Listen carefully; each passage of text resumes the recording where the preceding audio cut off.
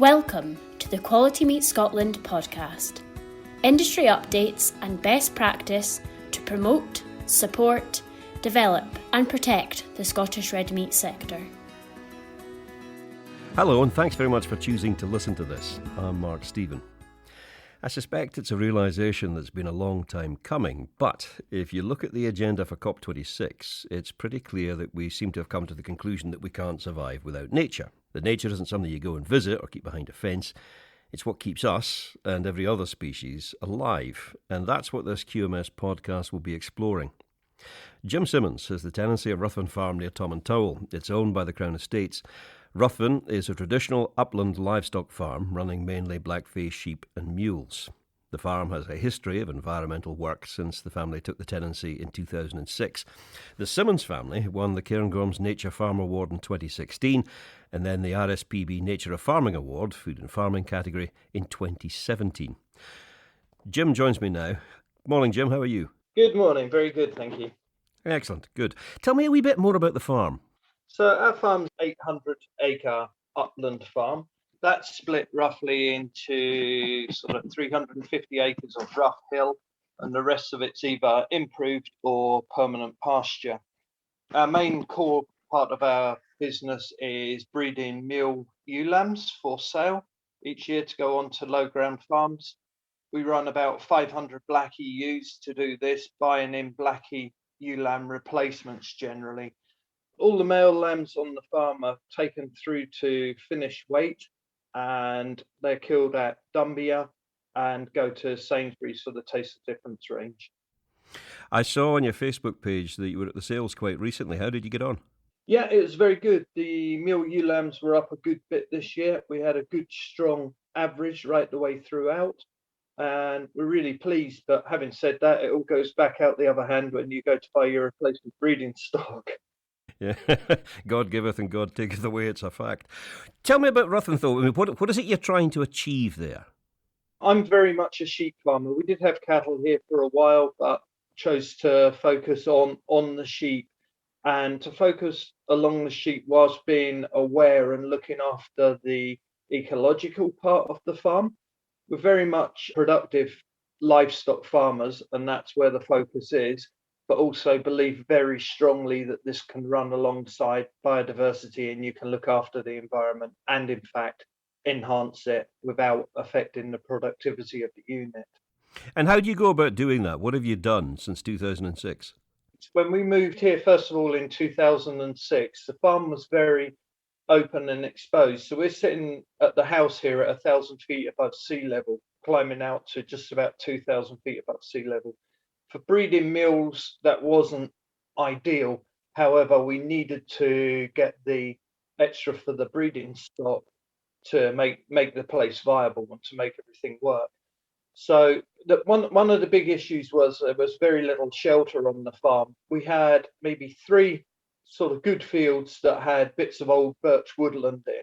And what we worked out very quickly, in fact, after the first lambing, was that the survival rates were much, much higher in these areas. So that set us really to look in how we could improve the survival rates and sort out the shelter on the farm. So in 2008, through SRDP scheme, we started planting hedges and pieces of woodland around the fields, all with the idea of creating shelter for the stock, but at the same time to create wildlife habitat and corridors on the place. As I say, it was very open. You had the feeling that the Pewee field mouse, if you like, never stood a chance against the amount of buzzards and kestrels and things going around. So shelter could work for everything. And when you maybe looked at the farm, you could see most fields had a wet corner in them or a steep bit where you couldn't get to with your topper, or a piece of sort of brashy ground, if you like, hard ground where the grass never really grew and it burnt off. So there was plenty of opportunity to set about improving the biodiversity and the productivity at the same time, hand in hand. So to sort of put it in a nutshell, we've planted 4.5 kilometres of mixed hedgerows. A lot of them are predominantly hawthorn, but always within an eye of giving something else other than a bit of shelter. So whilst we've got the hawthorn with the haw-berries on it, we also planted elderberries, which are just hanging thick at the moment, and the birds are just all over them. And also we planted a lot of hazel because we have one of the rare colonies of red squirrels in and about here, one of the last strongholds of them. So we sort of kept an eye on that as well. And on top of that, we've planted now 15 acres of sort of mixed birch and hard woodlands as well to start replacing some of the dilapidated old ones that were on holding. Again, referring to your Facebook page, did I see some ponds in some of the photographs? Yes, yeah. We've put in quite a lot of ponds as well. It was dual purpose, really. One of the purposes was very much for wildlife and wildlife habitat, and really interested in sort of wading birds and that side of things. And the place is just alive in the spring, and you think, well, we'll just do a bit of enhancement of that. Again, not at the cost of the productivity of the unit.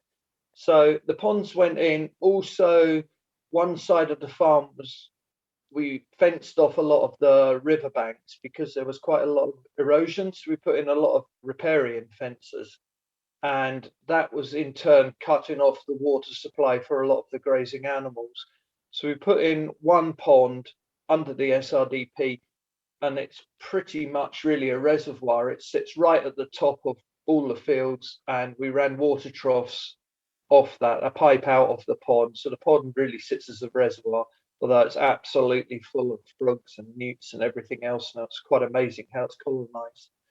So the ponds have been part of it as well, and it's just, as I say, it's provided drinking water in some of the drier fields. It's also provided habitat, and it's just an interest. It's just nice. You can take nice photos there if you like. My wife's into photography, or you can go and have a look and see what's there with guests. So it's good. Does the fact that it's a hill farm, I mean, you're obviously very much tuned into the environment. Does the fact that it's a hill farm actually help you in that? By that I mean, supposing you wanted to intensively farm what you've got, you probably couldn't. No, to an extent. There would be 200 acres of good arable ground on the farm. When I say arable, it's ploughable. Yes, we're sitting 1,000 feet above sea level. When we first moved in, we grew spring barley here because we had the cattle for the straw. And I mean, most of your arable listeners will be throwing their hands up in horror, but we could get a good 2.25 ton an acre of the barley. So it is, decent enough ground that is here, but because of our altitude, we're late. So I agree with you. A lot of it is, I would say a lot of it's upland ground rather than hill ground. So there's quite a lot of good soil within that ground. But there is also always an area that you can say, well, I can improve that for the environment and for nature, and I can pull the two hand in hand. Do you see what you do as being massively different from what you might describe as normal farming? I would say for the part of the world I'm in, probably not. On the Glenlivet Estate here, I would think there's more farmers have carried out some environmental work and been in environmental schemes than there is that wouldn't have done. So the area definitely lends itself to that. There's no question of that. But I mean, if you go back in time, originally I was born and brought up in East Anglia on a large arable farm and moved to Scotland now 25 years ago. And looking back to even there, which was the breadbasket of East Anglia, there were still areas that you could plant and enhance and carry out wildlife improvement. And the farm I was brought up on, that was certainly the case as well. In 2015, you enrolled in the Agri-Environment Climate Scheme. What was your experience of it? The Agri-Environment Scheme was useful. It paid us really for doing quite a lot of what we already were, but it did make us think about how we're doing and enhance it further. A real interesting thing that came of it was to get enough points to get it through the scheme. The agent that it was drawn up with said that we needed to put some wader scrapes in. Now, as a farmer with my feet on the ground, I couldn't see anything more pointless where we were putting them because it was wet, boggy ground already. And I thought, well, if there's already wet, boggy ground, what the hell's the point in putting in wader scrapes? However, the digger came in and put in the wader scrapes. The next morning, there was curlews around it, puddling around in the mud. And the amount of life that you see around these wader scrapes, especially through the wader breeding season, is quite astonishing. And it has enhanced it, and it has pulled them to areas where maybe the cover would have been too thick. So we were now cutting paths through the rushes as well.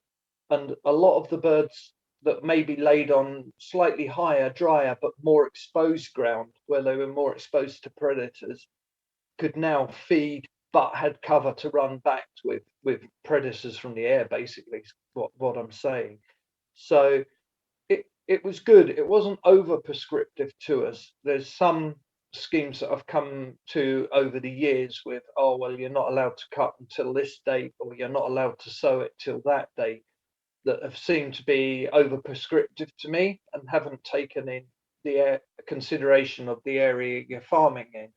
So they've seemed a bit pointless. But certainly with the agriclimate scheme, it was, I would say, fairly well thought out. My agent's very good, very able to walk on the ground with me and draw up something that works, something that's going to deliver outcomes, plus something that's achievable to do for ourselves without being too prescriptive.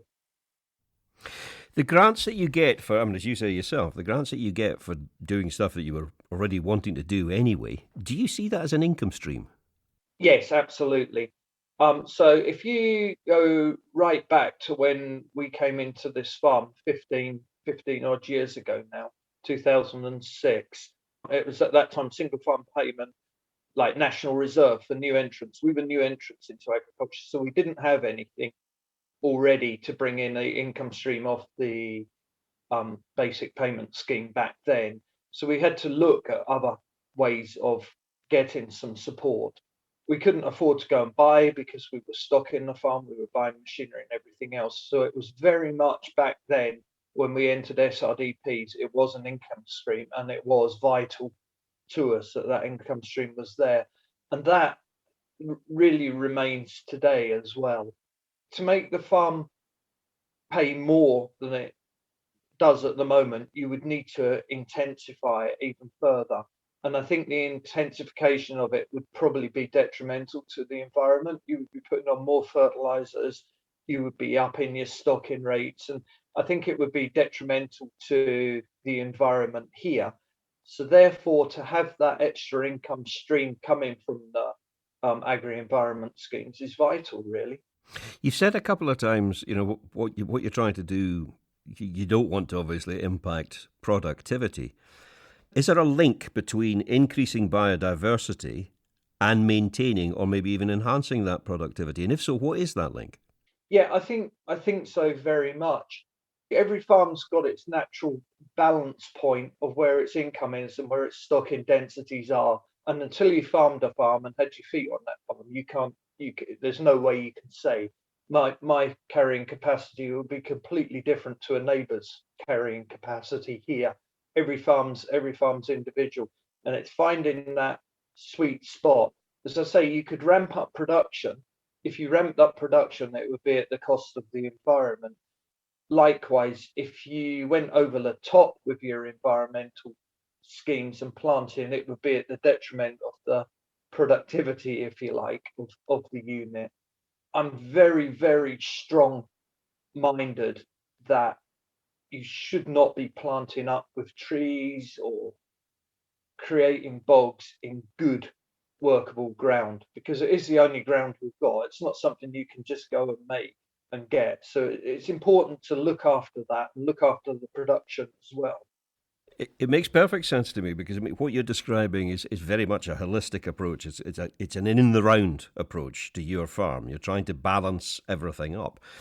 But very often when schemes come in, they are focused on one particular thing. That's the aim, that's the intention, and that can produce imbalance. The advice you've received over the years, was it always good advice? I would say that it was. We were very lucky that when we fell in here, the sort of agricultural advice part of the agents that let this farm, the guy that did it was very, very good. He left the agents that managed the estate very shortly afterwards and went with a different company, and we moved with him. And he has been absolutely excellent the whole way through. If you go to him and you say, right, what scheme's available and how can I achieve this, this, and this, he'll come back and say, well, we can do that, but you'll need to do this as well. And we've worked through it well together, I think. So the advice that I've had from the agents that I've had has been very, very good. Jim, just summarise this for me. You've been on the farm 15 years. What would I see differently now that I wouldn't have seen back in 2006? What are the material changes? Okay, so from my point of view, one of the ways of really seeing what you've done is to look at it from the other side of the valley, if you like, or the other side of the glen. We're quite lucky. We can look from a top main road right down onto the farm and see. The farm is unrecognisable, due mainly to trees and hedges, I have to say. If you step your feet on the ground, it's very much changed to when we took the farm on, it was seasonally let, and quite a lot of it was in arable. There was oats, there was rape, there was all sorts of different crops going on. A lot of it was being really intensively silaged, a lot of the ground. It's now become very much a livestock grazing farm. Before, I would say it was probably ramped up to its maximum production. I think the farm's now greener. You would see a lot more clover around your feet. We've halved our use of fertilizers. And as I say, one of the biggest things would be the hedges and the wee plantations of trees around and about the farm. And also riparian fencing. There's quite a lot of that gone in. We've probably put in 3 or 4 miles of riparian fencing as well. The farm looks different, that's for sure. I think it probably looks greener. I think the soil's healthier. When we first moved in, you could plough a field and you would walk for a half an hour to find an earthworm. Now the whole ground's just crawling with earthworms. I think it is healthier, the farm itself. I think it's greener, certainly at this time of the year when it's not propped up with fertilizers. And there's a lot of sheep on it now, whereas before it was more mixed sheep and cattle. You said earlier that, every farm is different, every farm is unique, and you can't be prescriptive in your approach to this. But if other farmers listening to this were thinking about going down a similar path to you, what would be your advice to them? I think that all farmers in certainly upland regions, and I think, let's full stop that and say all farmers in Scotland are going to have to start thinking biodiversity and environment. I don't think there's any question of that. It's coming. I think we're all aware that it's coming. I would say to anyone, look really hard at what you've got, look at the fields you've got and try and work out what wouldn't affect your productivity too much and what would enhance it. And you might actually find, if you haven't done bits before, that you actually start to quite enjoy it. There's quite a lot of reward from it. It can be quite rewarding when you see, if you like, the hedge full of birds or whatever. It's just, it is very rewarding. I don't think you have to be a bobbly hat nature lover to get the most out of it. I think it's something that we've all got to do. And I think we have to do that for public perception as well as for climate change. We have to look at it and we have to go back, be able to stand up to the extreme environmentalists that are very often on television and say, well, actually, you're talking a load of rubbish. We're not ripping out hedges. We're putting in miles of hedges at the moment. Let's be clear about it. The damage isn't being done now. We're starting to really look after the landscape. Do you enjoy showing your farm off to the public?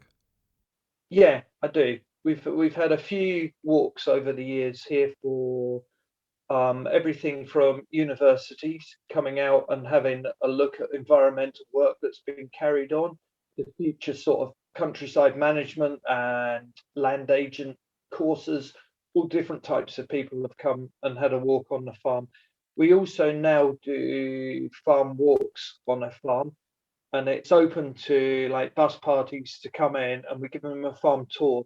We do sheep shearing demonstration, we work the sheepdogs, and then we go for a walk out and we have a look at how the work in production side of the farm integrates with the environmental side of the farm. It's selling the story, basically.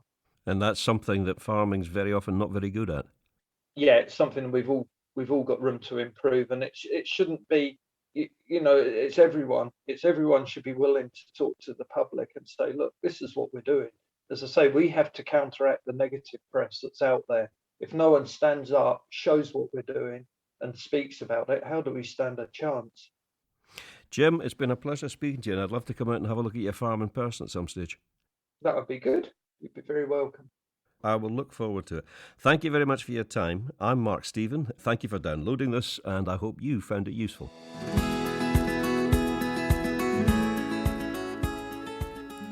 Thank you for listening to the Quality Meat Scotland podcast.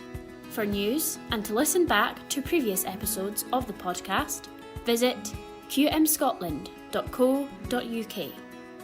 For Scotch beef, Scotch lamb and specially selected pork recipe videos and inspiration, visit www.scotchkitchen.com or follow Scotch Kitchen on Facebook, Instagram or Twitter.